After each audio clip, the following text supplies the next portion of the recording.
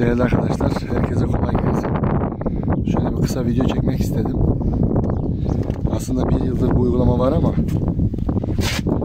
artık Başkent Gaz böyle bir kutu istiyor. Topraklamayı buraya gelecek papuçlarla tekrar gelip topraklamaya bağlanacak. Haberiniz olsun. Hani olur ya, belki işine yarayan bir arkadaş olur. Pardon, 1,5 metre kazı çakıldı buraya. Buraya rapor verilecek.